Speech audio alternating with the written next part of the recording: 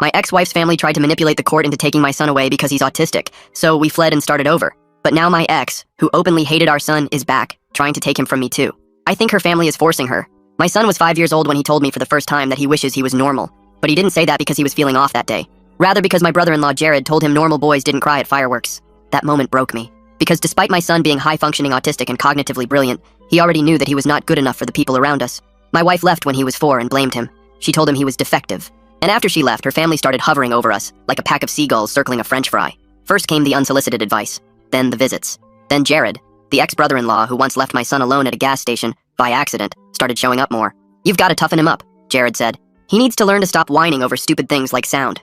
That same week, he tricked my son into getting into his truck for ice cream, then left him at a playground 3 towns over, and called CPS on me for neglect. It thankfully didn't stick, but it planted a seed in my in-law's head that I was unfit to parent. Soon after, my ex-wife's parents filed for emergency custody, but they didn't use the gas station or the ice cream incident to prove their point. Instead, they used my son's autistic behavior to prove that I was abusive. As an example, they cited that him screaming during a thunderstorm was proof I was abusing him. They also cited that him biting a classmate when his sensory overload hit was proof I was teaching him it's okay to be violent. It didn't matter to them that my son loved me, that he couldn't stop jumping up and down and hugging me every time I came home from work. All that mattered to them was taking him from me. And so, they gathered screenshots, twisted the narratives, and hired a sleazy lawyer who looked like he took pride in getting predators off the hook. All I had was my son and the truth. When trial day came, I knew the courtroom would overwhelm him. So I did what I always did. I prepared him. We read court transcripts, watched old proceedings, practiced with stuffed animals.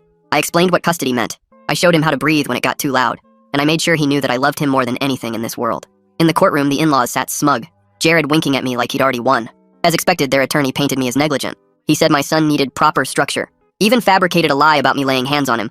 It was a nightmare. When he was finished, the whole courtroom looked at me like I was a monster. I looked over at my son, expecting him to be sad or nervous. But instead, he was mad, like he wasn't about to let someone lie about his dad. He got called on stand, and just like we practiced, he began speaking. But he didn't follow the script. At first, anyway. Instead, he started going off. That man was lying.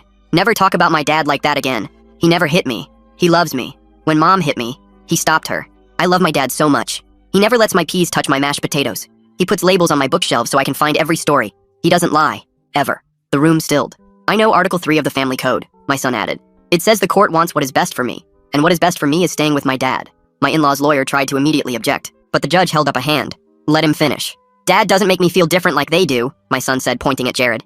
"He makes me feel normal, like I'm actually cool. I love him." I wiped my face. I hadn't cried since my wife left, but that day, I couldn't stop bawling looking at my son. The judge ruled in our favor, full custody to me. No visitation rights were granted to the in-laws.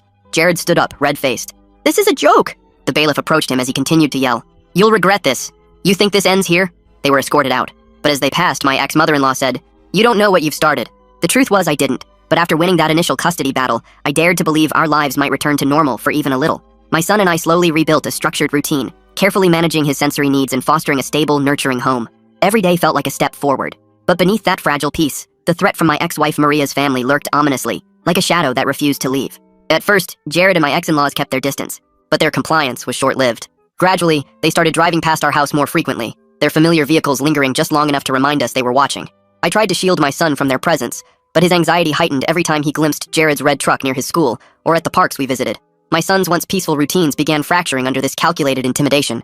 Then Maria re-entered our lives, tentatively at first, influenced heavily by her parents. Her family manipulated her guilt and vulnerabilities, convincing her she'd failed as a mother and needed to redeem herself by reclaiming custody. Driven by their pressure and eager for their approval, she reluctantly filed a new custody petition. Her parents hired expensive lawyers and experts, meticulously preparing a case designed to exploit my son's autistic behaviors against us. Their harassment became methodical. Jared orchestrated encounters intended to unsettle my son, showing up unexpectedly at stores or playgrounds. Each incident was precisely timed and documented, transforming my son's legitimate anxiety-driven reactions into twisted proof of neglect or emotional harm. Unbeknownst to me, Maria's family also began covertly inciting incidents at my son's school. They encouraged misunderstandings, misrepresented his sensory meltdowns, and gathered witnesses sympathetic to their cause. The more my son struggled publicly, the more ammunition they gained for court. As the custody hearing loomed closer, my sense of foreboding deepened. I worked closely with Dr. Chen, desperate to protect my son from mounting anxiety. But despite our careful preparations, I didn't fully grasp the extent of Maria's family's schemes or realize that my son had begun his own quiet defense. Encouraged by Dr. Chen, he meticulously documented the harassment, gathering his own evidence, determined to safeguard our future. The new custody hearing arrived far too quickly. The morning of the hearing, I woke before my alarm, the room still dark, my heart already racing. I'd barely slept, my mind churning with worst-case scenarios. What if Maria convinced the judge? What if her parents' money bought her better lawyers? What if my son froze up on the stand? I found him already awake, sitting cross-legged on his bed, flipping through his blue notebook. The soft glow of his nightlight cast shadows across his concentrated face as he reviewed his notes. I organized my thoughts, he said, not looking up, by importance. Red stars are the most important facts. I sat beside him, careful not to disturb the precise arrangement of his blanket. The mattress dipped slightly under my weight, and he adjusted his position to maintain balance. That's really smart, buddy. I know, he nodded matter-of-factly. I also packed my backpack, with exactly 7 books, in case we have to wait. My throat tightened. He'd been through this before. The waiting, the tension, the strange adults asking invasive questions. No child should be this prepared for court. We arrived early. Patrick, my attorney, met us in the hallway, his expression grim. His tie was slightly crooked, and I could smell coffee on his breath as he leaned in to speak quietly. They're all here, he warned quietly. Maria, her parents, Jared, and they've brought reinforcements, character witnesses, a child psychologist. My stomach dropped. A psychologist? My son has never even met with their psychologist. Patrick nodded. They're claiming he doesn't need to, that they can assess the situation based on the evidence of emotional distress they've documented. What evidence? I demanded, my voice sharper than intended. A passing court clerk glanced our way, and I lowered my voice. The school incidents. Your son's anxiety. They're framing it as a response to your parenting, not their harassment. I felt sick. They created the problem, and now they were using it against us. Inside the courtroom, Maria sat at the plaintiff's table, looking polished and maternal in a modest blue dress. Her hair was shorter than I remembered, styled in a way that made her look older, more responsible. Beside her sat her parents, and next to them, Jared, who didn't even try to hide his smirk when he saw us. The wooden benches creaked as we took our seats, the sound echoing in the high-ceilinged room. The judge, a stern-looking woman named Judge Patel, called the court to order. The sharp rap of her gavel made my son flinch slightly, his fingers tightening around his notebook. Maria's attorney, a sleek man named Turner, presented their case first. His shoes clicked against the polished floor as he approached the bench, each step deliberate and confident. Your Honor, my client has made mistakes, he began. She left her child during a difficult time. She acknowledges this, but she has spent the last year rebuilding her life, attending parenting classes, and preparing to be the mother her son deserves. I glanced at my son, who was drawing geometric patterns in his notebook, his face unreadable. His pencil moved in precise, measured strokes, creating perfect squares and triangles. Furthermore, Turner continued, we have evidence that the child is suffering emotional distress in his current environment. The father has isolated him, creating an unhealthy dependency. The child exhibits extreme anxiety, has difficulty in social situations, and has regressed developmentally in recent months.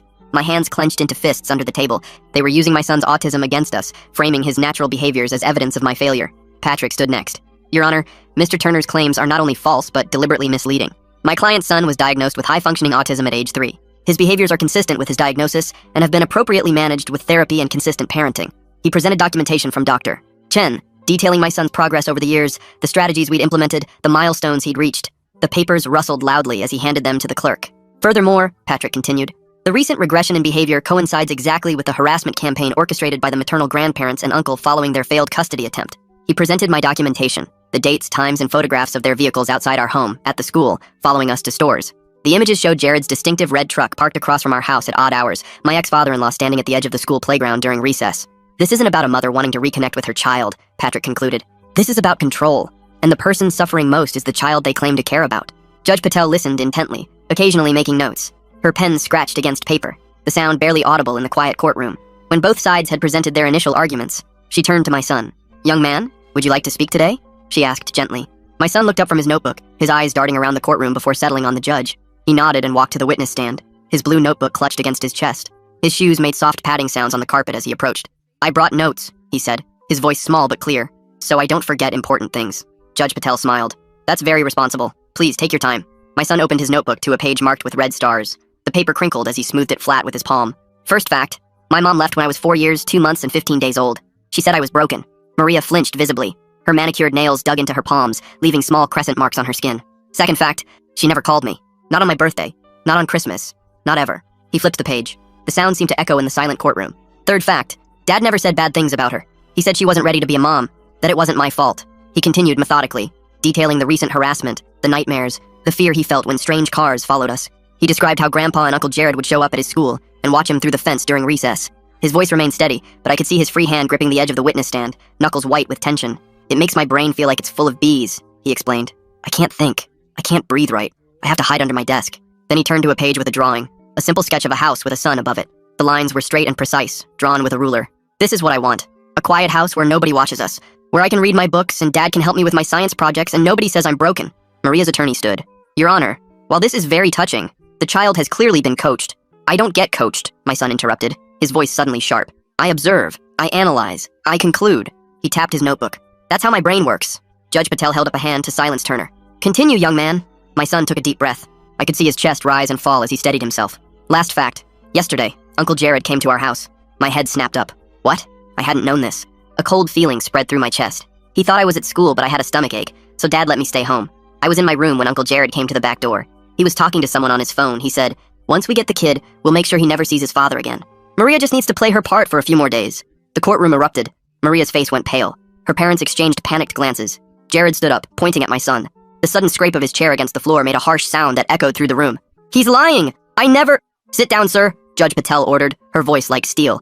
"Young man, are you certain about what you heard?" My son nodded solemnly. "I recorded it." He pulled a small voice recorder from his pocket, the one Dr. Chen had suggested he use to record his thoughts when writing was too difficult.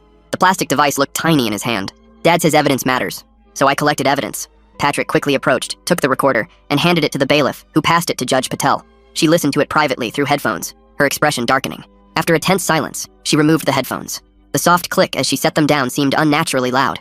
"This court will take a 30-minute recess. Counsel for both parties in my chambers. Now." As they filed out, Maria turned to look at me, her eyes wide with what seemed like genuine shock. Had she not known what her brother was planning? Or was she just a better actor than I remembered? The door to the judge's chambers closed with a heavy thud. My son returned to our table, his shoulders slumped with exhaustion. His face looked paler than usual, with small beads of sweat at his hairline. "You did amazing," I whispered, pulling him into a gentle side hug, careful not to overwhelm him. "Why didn't you tell me about Jared coming to the house?" "I was collecting data," he replied simply. "Dr. Chen says sometimes you have to observe before you intervene." I couldn't help but smile. My brilliant, methodical son. When court resumed, Judge Patel's expression was grave. The wooden gavel rested heavily in her hand as she called the court back to order. "Based on new evidence and the testimony presented today, I am issuing an immediate and expanded restraining order against Jared Wilson, prohibiting him from coming within 500 feet of this child or his father." She turned to Maria. "Ms. Wilson, this court is deeply troubled by the recording we've heard. While you may not have been directly involved in your brother's apparent plan, your petition for custody appears to be part of a larger scheme orchestrated by your family." Maria's face crumpled. "Your Honor, I didn't know—" "Save it for your testimony," Judge Patel interrupted. "This court will reconvene tomorrow morning to hear final arguments and issue a ruling. In the meantime, I'm ordering a full investigation into the harassment described by the minor and his father." As we left the courtroom, I felt a weight lift from my shoulders. For the first time in weeks, I dared to hope we might actually escape this nightmare. The afternoon sunlight streamed through the courthouse windows, casting long shadows across the marble floor. That hope was short-lived. As we walked to our car, Maria appeared, hurrying across the parking lot toward us. Her heels clicked rapidly on the asphalt as she approached. I instinctively stepped in front of my son. "Wait," she called. "Please, just 1 minute." Patrick, who was walking with us, moved to intercept her. "My client has a restraining order. Against my family, not me," she said quickly. "Please, I need to explain." I hesitated, then nodded to Patrick. "It's okay. We'll hear her out." My son pressed against my side, his body tense. I kept my hand on his shoulder, reassuring him. I could feel his rapid heartbeat through his thin jacket. Maria stopped a few feet away, her eyes red-rimmed. "I didn't know what they were planning. I swear. They told me they just wanted to help me reconnect with my son, that you'd been keeping him from me." "You left," I reminded her, keeping my voice level. "You called our son broken and walked out. You never called, never wrote." "I know." She looked down. "I was young and selfish and scared. I couldn't handle it. But they made it sound like you turned him against me. That you wouldn't let me see him even if I tried." "Did you ever try?" I asked. She didn't answer, which was answer enough. The wind rustled through nearby trees, filling the awkward silence. "They're obsessed," she continued. "My parents, Jared, they can't stand that you're raising him without them having any control. When the first custody case failed, they came to me, offered to pay for everything if I'd file for custody." My son tugged at my sleeve. "Dad, I want to go home." "In a minute, buddy," I said softly, then turned back to Maria. "Why are you telling me this now?" "Because I heard the recording. What Jared said." Her voice broke. "They never intended to let me be his mother. They just wanted to use me to get him." I studied her face, trying to determine if this was just another manipulation. "What do you want, Maria?" "I want to withdraw my petition," she said. "And I want to apologize to both of you." She looked at our son, who was half hidden behind me. "I'm sorry I left. I'm sorry I wasn't brave enough to be your mom." My son peered around me, his eyes narrowed in assessment. "Are you still scared of me?" he asked bluntly. Maria blinked, taken aback by the directness of the question. "I was never scared of you," she said after a moment. "I was scared of failing you. There's a difference." He considered this, then nodded once. "Okay, apology accepted. Can we go home now, Dad?" I couldn't help but smile at his matter-of-fact response. "Yes, buddy, we can go home." As we turned to leave, Maria called after us. "They won't stop, you know. My parents, Jared, they'll find another way." I looked back at her. "I know. That's why we're leaving." That night, as I tucked my son into bed, he asked the question I'd been dreading. "Where are we going to move to?" I sat on the edge of his bed. The mattress creaked softly beneath me, and the bedside lamp cast a warm glow across his worried face. "I'm not sure yet. Somewhere quiet. Somewhere with good schools. Somewhere they can't find us easily." He frowned, processing this. "But what about Ms. Quinn? And Dr. Chen? And my library card has 12 more stamps before I get a free book." My heart ached. Moving meant leaving behind the few stable elements in his life. His teacher who understood him, his therapist who'd helped him navigate his emotions, the routines we'd carefully constructed. We'll find a new teacher, I promised. And a new therapist. And a new library. It might take some time to adjust, but we'll do it together, okay? He didn't look convinced. Can I bring my bookshelf labels? Of course. And my solar system model? Definitely. He thought for a moment. Will they have the right kind of keys? The small ones, not the big mushy ones? I smiled. If they don't, we'll order them online. This seemed to satisfy him. He pulled his blue notebook from under his pillow and wrote something down before closing it. The pencil scratched softly against the paper. What did you write? I asked. A hypothesis, he replied. I think we'll be okay if we stick together. I leaned down and kissed his forehead. That's not a hypothesis, buddy. That's a fact. The next morning we returned to court. The atmosphere was different. Tenser, more subdued. Maria sat alone at her table, her parents and Jared nowhere to be seen. The empty chairs beside her seemed to emphasize her isolation. Judge Patel called the court to order. Before we begin, I've been informed that Ms. Wilson wishes to address the court. Maria stood, her hands trembling slightly. Your Honor, I wish to withdraw my petition for custody. I've realized that my son's best interests are served by remaining with his father, who has provided him with stability, understanding, and unconditional love. Things I failed to give him. Judge Patel raised an eyebrow. Are you making this statement of your own free will, Ms. Wilson? Yes, Your Honor. After hearing my brother's recorded statement yesterday, I realized I was being used as a pawn in my family's vendetta against my ex-husband. I want no part of it. The judge studied her for a moment, then nodded. Petition withdrawn. Now, regarding the expanded restraining order and harassment allegations, what followed was a comprehensive ruling that exceeded even my most optimistic hopes. Judge Patel issued a permanent restraining order against Maria's entire family, including any agents acting on their behalf. She ordered a criminal investigation into Jared's apparent kidnapping plot, and she granted my request to relocate with my son without disclosing our new address. This court finds that the respondents have engaged in a pattern of harassment and manipulation that constitutes a clear threat to the child's well-being, she concluded. The father has demonstrated exemplary parenting under extremely difficult circumstances. He has my full support in taking whatever legal measures necessary to protect his son. As we left the courtroom for the last time, I felt a strange mix of emotions, relief, vindication, but also sadness. This place had been our home. Despite everything, we'd built a life here. Patrick shook my hand. Congratulations. This is as comprehensive a victory as I've ever seen. Thank you for everything, I said sincerely. Where will you go? He asked. I shook my head. Better if you don't know. Fewer people who know, the safer we'll be. He nodded in understanding. Keep in touch. Let me know if you need anything. In the parking lot, we passed Maria, standing alone by her car. Our eyes met briefly. She gave a small, sad nod. I nodded back. There was nothing left to say. That weekend, we packed our essential belongings. My son approached the task with his usual methodical precision, categorizing his books, carefully wrapping his science models, making lists of what would go in which box. The sound of packing tape being pulled from the roll became the soundtrack of our days. Dad, he called from his room. Can we visit the library one more time? To say goodbye to Ms. Eden. Ms. Eden was the children's librarian who had always set aside new astronomy books for him. She'd been one of the few people who never made him feel different. Of course, buddy. At the library, Ms. Eden fought back tears as my son solemnly handed in his partially stamped card. The card was worn at the edges, with 11 carefully inked stamps in the shape of open books. I need 12 more stamps for a free book, he explained. But we're moving. For safety. Ms. Eden disappeared into the back room and returned with a brand new copy of the Ultimate Space Encyclopedia. The glossy cover gleamed under the library lights. Consider this your free book, she said, handing it to him. You've been my most dedicated reader. My son's eyes widened. But I don't have enough stamps. Some things are more important than stamps, she replied with a smile. Promise me you'll find a good library wherever you go? He nodded seriously. I promise. Libraries are essential repositories of human knowledge. She laughed. That they are. Our last stop was Dr. Chen's office. She'd agreed to meet us on Sunday, her day off, to say goodbye and provide referrals to trusted colleagues in several different cities, so no one would know our actual destination. The familiar smell of her office, a mix of tea and old books, was comforting. Remember what we've practiced, she told my son. When you feel overwhelmed, identify the trigger, implement coping strategy, communicate needs, he recited. She smiled. Exactly. And remember, change is hard for everyone, not just you. It's okay to be scared or angry or sad about moving. He considered this. I'm all of those things, but also curious.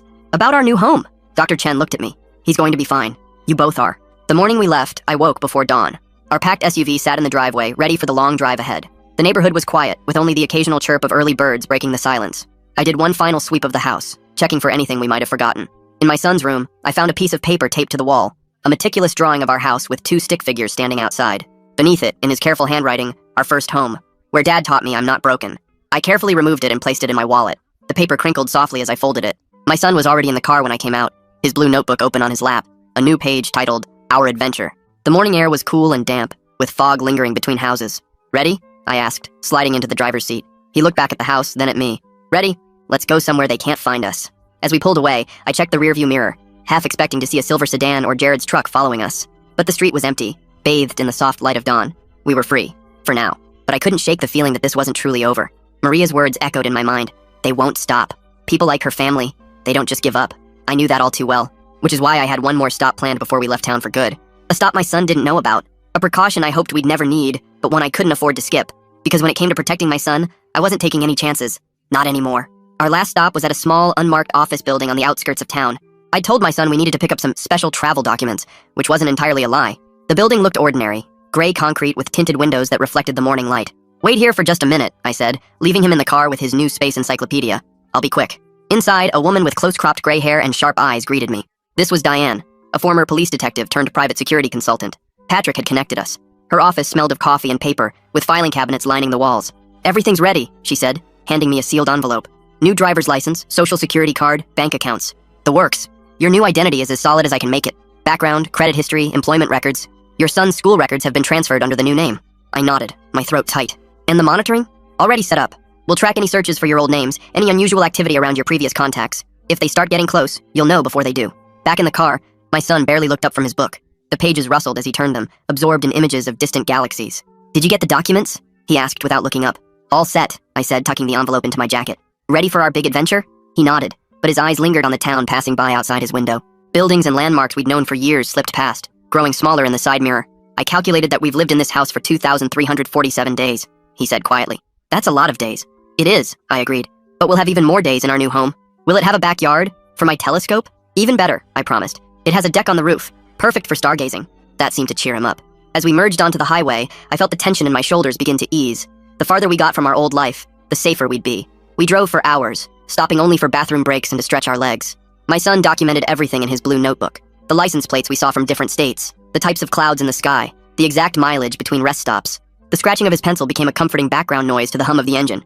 "Dad," he said somewhere around hour 6, "are we going to change our names? Like in the witness protection shows?" I nearly swerved. "Have you been watching those shows again?" He shrugged. "Sometimes when you're making dinner. They're interesting. Very procedural." I sighed. No point in lying. He'd figure it out soon enough. "Yes, we are changing our names. Just our last name, not our first names. It's to make it harder for certain people to find us." He considered this. "Like Grandpa and Uncle Jared?" "Exactly like them." "Good." He went back to his notebook, adding something to a list. "I've been thinking about last names. I like Chen, like Dr. Chen. Or Quinn, like Ms. Quinn. Or maybe something space-related, like Armstrong or Hubble." I smiled. "The new name is already picked out, buddy, but I like your suggestions." "What is it?" he asked eagerly. "Walker," I said. "We're going to be the Walkers." He tested it out. "Walker, Walker." Then he nodded. "It sounds like we're always moving. That's good for hiding." "Exactly," I agreed, relieved he liked it. We reached our destination late that night. A small city in another state, far enough away to feel safe, but not so remote that we'd stand out as newcomers. I'd rented a furnished apartment as a temporary base while we looked for a permanent home. The apartment was small but clean, with 2 bedrooms and, as promised, roof access. The building was older, with creaking floors and radiators that clanked, but it felt secure. My son immediately claimed the smaller bedroom, which had built-in bookshelves. He ran his fingers along the empty shelves, already planning his book arrangement. "This is acceptable," he declared after a thorough inspection. "The shelves need labels, though." "We'll get on that tomorrow," I promised, exhaustion hitting me like a wave. "For now, let's just get some sleep." That first night in our new place, I barely slept. Every unfamiliar sound jolted me awake. The hum of the refrigerator, the creaking of the heating system, the distant sirens of a city I didn't know yet. The shadows on the walls seemed to shift and move in the unfamiliar darkness. I kept checking my phone, half expecting to see a message from Diane warning me that they'd somehow tracked us already. But morning came without incident. And then another. And another. We settled into a routine. I found a job working remotely as a technical writer, flexible hours that allowed me to be there for my son. We found a new therapist, Dr. Ramirez, who specialized in autism and trauma. The local school had a good special education program with teachers trained to handle sensory issues. Slowly, cautiously, we began to build a life. My son adapted better than I'd expected. He mapped out the new neighborhood with meticulous precision, identifying the optimal routes to the library, the park, the science museum. He created detailed charts of traffic patterns and noise levels at different times of day. He made a friend, a quiet girl named Zoe who shared his interest in astronomy and didn't mind his need for precise language. "Zoe says I talk like a professor," he told me one evening, sounding pleased. "She says it's cool." "It is cool," I agreed. "You're cool." He rolled his eyes, but I caught the small smile. 3 months into our new life, I received the first alert from Diane. Jared had been making inquiries about us in our old town, questioning my former colleagues, my son's old classmates' parents, but the trail was cold. We'd been careful to leave no forwarding address, no hints about our destination. A month later, another alert. Maria's parents had hired a private investigator. The PI had tracked us as far as the state line before losing the trail. Each alert sent my anxiety spiraling, but each time, our precautions held. Our new identities remained secure. We were ghosts to them now. 6 months after our move, we found a permanent home. A small house with a fenced backyard, and as promised, a rooftop deck perfect for stargazing. The house needed work, peeling paint, outdated kitchen, squeaky floorboards, but it was ours. A fresh start. The day we moved in, my son carefully arranged his books on the built-in shelves, applying new labels with his precise handwriting. Each book had its exact place, organized by subject and then alphabetically. "Dad," he said that night as we sat on the roof, his telescope pointed at Jupiter. I think our hypothesis was correct. Which hypothesis is that? I asked, watching as he adjusted the focus knob with practiced fingers. That we'd be okay if we stuck together. He adjusted the focus on his telescope. The evidence supports it. I smiled. I think you're right. Life wasn't perfect. My son still had meltdowns sometimes, like when the school fire alarm went off unexpectedly during a test, or when the grocery store rearranged the cereal aisle. He still had nightmares about being taken away. I still woke up sometimes in a cold sweat, convinced I'd heard Jared's truck in the driveway. But those moments became less frequent. The good days outnumbered the bad. A year after our move, I received a message from Patrick. Jared had been arrested, not for anything related to us, but for fraud. He'd been running some kind of investment scam, and one of his victims had pressed charges. He was facing serious jail time. One less thing to worry about, Patrick wrote. Thought you'd want to know. I didn't share this news with my son. I didn't want to reopen old wounds. But I slept a little easier that night. 2 years into our new life, we received an unexpected package forwarded through Patrick's office. The only person who knew our new address. Inside was a letter from Maria. I read it alone first, bracing for threats or demands. The paper was expensive, with a faint scent of the perfume she used to wear. Instead, I found an apology. Longer, more detailed, and seemingly more sincere than the one she'd offered in the courthouse parking lot. She wrote about getting therapy, about confronting her parents about their manipulation, about the guilt she carried for abandoning her son. She didn't ask to see him, or even to know where we were. She just wanted us to know she was sorry, truly sorry, and that she hoped we were happy and safe. Enclosed with the letter was a small blue box containing a meteorite fragment, a genuine piece of space rock with authentication papers. I remembered he loved space, she wrote. Maybe someday he'll want this. If not, I understand. I debated whether to show any of this to my son. He was doing so well, thriving in school, making friends, pursuing his interests with the same intensity but less anxiety. Why risk disrupting that? But he deserved to make his own choices about his relationship with his mother, limited as it might be. That evening, I showed him the letter and the meteorite. He read the letter carefully, his expression unreadable. Then he examined the meteorite, turning it over in his hands. The rock was dark and dense, with subtle patterns visible on its surface. It's a chondrite, he said finally. Probably from the asteroid belt between Mars and Jupiter. Very old. Billions of years. What do you want to do with it? I asked. He thought for a moment. I want to keep it. For my collection. He placed it carefully on his desk, next to his other space treasures. But I don't want to write back. Not yet. That's completely fine, I assured him. You don't have to decide anything now. He nodded, then asked, Is she still with Grandpa and Uncle Jared? No, I said truthfully. She says she isn't speaking to them anymore. Good. He went back to the homework he'd been doing. Maybe someday I'll write to her, when I'm older, to ask questions about space rocks. Whenever you're ready, I said. No rush. 3 years after our escape, we received word that my ex-father-in-law had passed away. The news came again through Patrick, who'd maintained a distant eye on the family for us. The email was brief, but contained all the essential information. Heart attack, he reported. The grandmother has moved to a retirement community in Florida. Jared is still in prison. Maria is living in another state, working as a teacher's aide. The threat that had loomed over us for so long was finally, truly, gone. That night, I found my son sitting on the roof deck, his telescope aimed at the stars, his blue notebook open beside him. The night was clear and cool, with stars scattered across the dark sky like diamonds. Dad, he said without looking away from the eyepiece. I've been thinking about our old house. I sat down next to him. What about it? I can't remember what it looked like anymore. Not exactly. He sounded troubled by this. I try to picture it, but the details are fuzzy. That happens, I said gently. Memories fade. He turned to look at me, but I don't want to forget everything. Some things are important to remember. I reached into my wallet and pulled out the drawing he'd made the day we left. The picture of our old house with the 2 stick figures and the words, Our First Home, where Dad taught me I'm not broken. The paper was creased from being folded, but the drawing was still clear. His eyes widened. You kept it. Of course I did. I handed it to him. Some things are worth remembering. He studied the drawing, tracing the lines with his finger. Can we put this in a frame? For my room? Absolutely. He carefully placed the drawing in his notebook, then went back to his telescope. After a moment, he said, I'm glad we moved here. Me too, buddy. Even though it was scary at first. Even though we had to change our names and leave everything behind. He adjusted the focus on his telescope. It was worth it. I looked up at the vast expanse of stars above us. The same stars we'd looked at from our old backyard, but somehow brighter here, clearer. It was definitely worth it. Later that night, as I was tucking him in, a ritual he claimed to be too old for but still seemed to enjoy, he asked, Dad, do you think we'll ever have to run away again? I shook my head. No, buddy. We're safe now. This is our home. Good, he said, pulling his blanket up to his chin. Because I like it here. I like being a walker. Me too, I said, smiling. As I turned to leave, he said, Dad, one more thing. What's that? Thank you for not giving up, for fighting for us.